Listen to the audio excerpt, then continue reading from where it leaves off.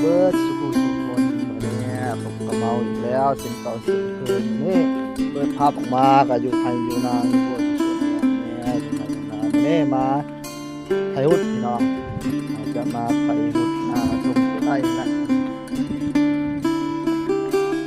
ตอนนี้กำลังเตรียมจะ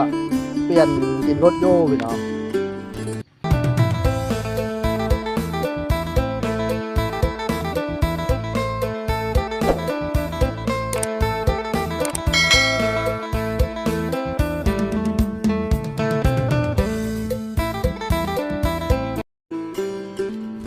ทีมงานเอาเลยพี่น้องตอนนี้เริ่มมือแจกค่ะเขาเอากระแจมาส่ง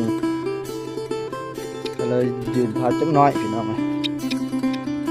จะเปลี่ยนติดรถเราเกี่ยมลงพุ่นละลงไปไทยหุดนะแถวกันทงพุ่น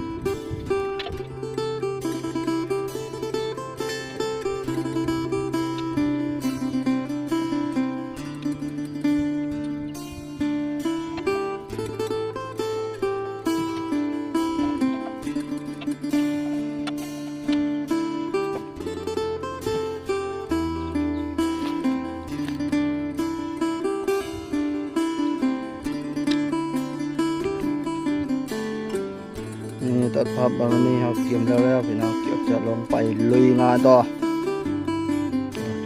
งัวเต็มทุ่งนาเลยพี่น้องอันนี้ก็ดำต่อเลยนะตัดเครื่องลงงานสูงต่อเนี่ยไปไถนาต่อพี่น้อง10 ซาวนาพี่น้องนำนี่มาลุย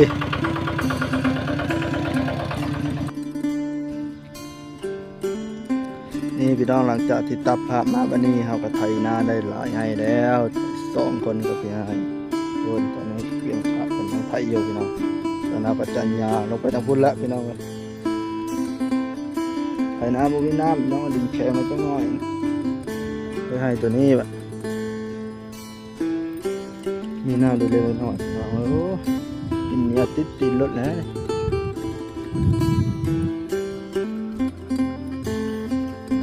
ดินกระแดง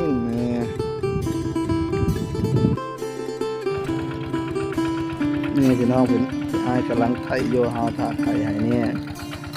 ในป้ายร้านไถก่อนเดี๋ยวเราจะไถผ่าไถตอนต่อไปพี่น้องตอนนี้ใกล้จะแล้วได้หลายให้พอสมควรแล้วพี่น้องเพราะว่าการจะเศร้าแน่พี่น้องไปไถพี่น้องเบิ้งไถเป็นช็อตพี่น้อง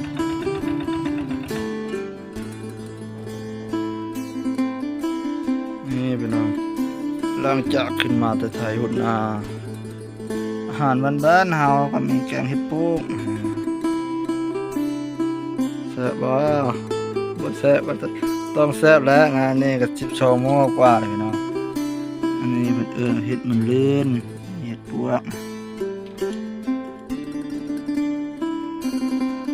ให้ลองกินน้ำกัน